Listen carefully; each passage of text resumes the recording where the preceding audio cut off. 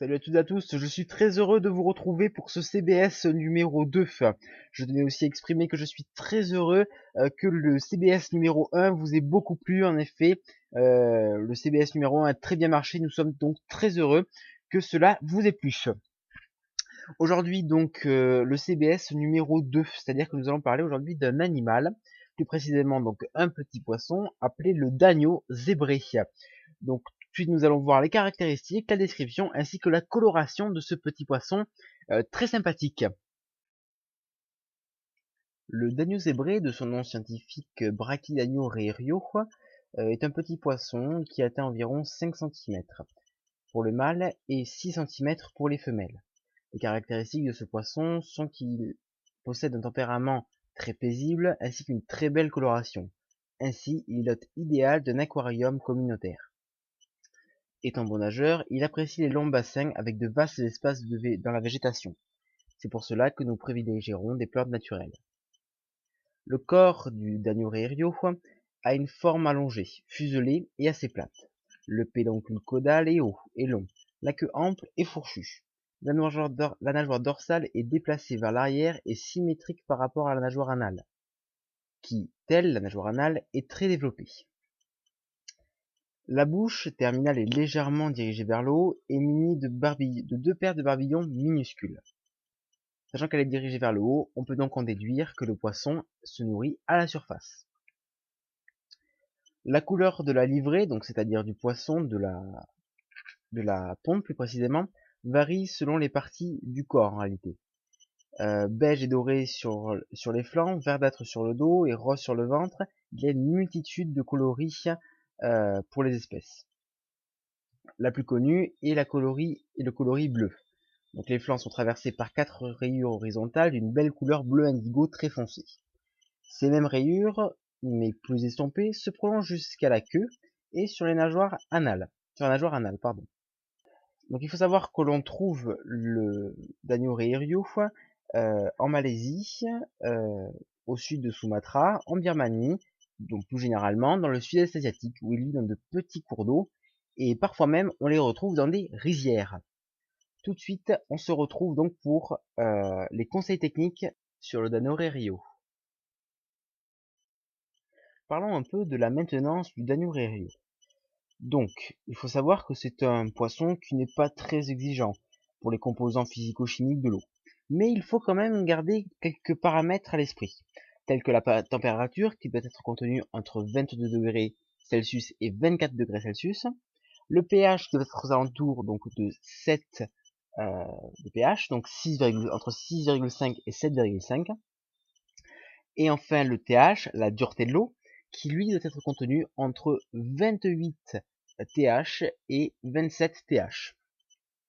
Nous avons dit tout à l'heure que c'était un poisson qui aimait nager dans de longs bacs. C'est pour ça qu'un minimum requis est 100 litres.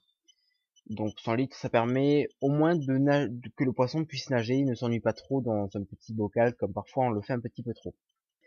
Donc voilà, c'était tout pour les conseils techniques et la maintenance du Dagno zébré. Le Dagno rerio est encore un poisson très accessible aux débutants du point de vue de l'alimentation, puisqu'en effet, il n'a pas besoin d'un régime particulier, comme auraient besoin par exemple les discus ou autres poissons dans le genre. En effet, il est omnivore et s'adapte facilement à différents types d'aliments. Il accepte aussi bien la nourriture fraîche que des aliments secs ou paillettes. Ici, vous pouvez voir donc le tétramine, des petites paillettes qui sont parfaitement adaptées au Dagno rerio, au Dagno zébré, si vous voulez. Ensuite, on peut voir donc des petits chironomidés et des artémias, qui là sont encore mieux, puisqu'ils feront ressortir ces couleurs et permettront de lui donner un maximum de vitamines pour que vos poissons soient dans le meilleur des états possibles. Voilà, c'est tout pour l'alimentation. Donc maintenant, parlons un petit peu du comportement ainsi que de la reproduction du Dano rerio. Tout d'abord, il faut savoir que son tempérament est vif, mais plutôt pacifique, ce qui fait de lui un être agréable et sympathique dans un aquarium comprenant plusieurs espèces de poissons de petite taille, tels que les platies, les guppies, ainsi que les dagneaux, par la même occasion. Au moment de l'achat, il faut tenir compte du fait qu'il s'agit d'un poisson grégaire, c'est-à-dire qu'il aime vivre en banc avec, avec un certain nombre de congénères. Achetez-en au moins 6 si vous voulez qu'ils vivent heureux, et 10 pour respecter un certain ordre naturel. Maintenant pour la reproduction. Il faut savoir que ces poissons sont des animaux ovipares, c'est-à-dire qu'ils pondent des œufs, à l'inverse des vivipares. Le d'agneau zébré se reproduit à partir d'un harem que le mâle forme, c'est-à-dire 2 femelles pour un mâle. La parade nuptiale est une parade assez spéciale puisque les poissons se donnent des coups de flanc. C'est leur façon de se séduire à eux, tout simplement. Ensuite, après cette parade nuptiale, en fait, les poissons, donc la femelle va relâcher ses ovules, le mâle va les féconder, et la femelle va fixer donc sur les feuilles d'une plante.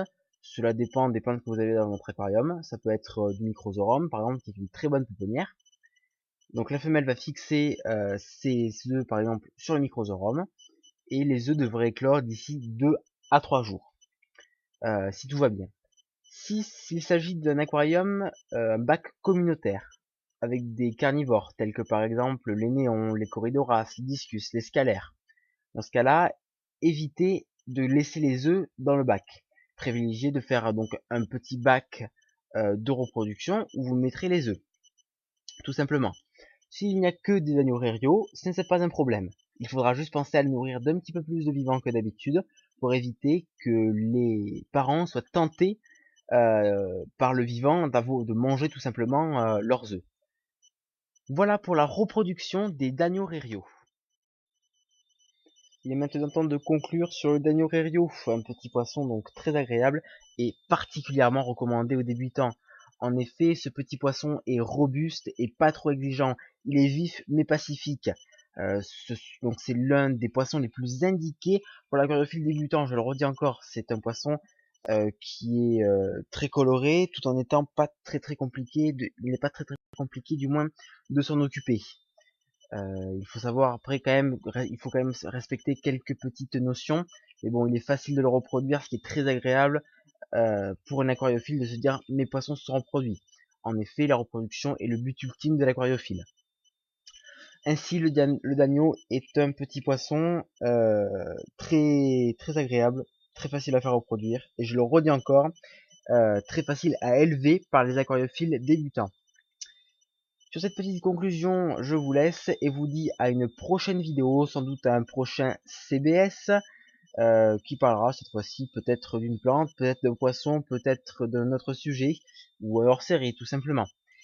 Sur ce, je vous laisse et à la semaine prochaine. Surtout, n'hésitez pas à liker la vidéo, à la commenter et surtout à la partager. À la semaine prochaine pour une prochaine vidéo.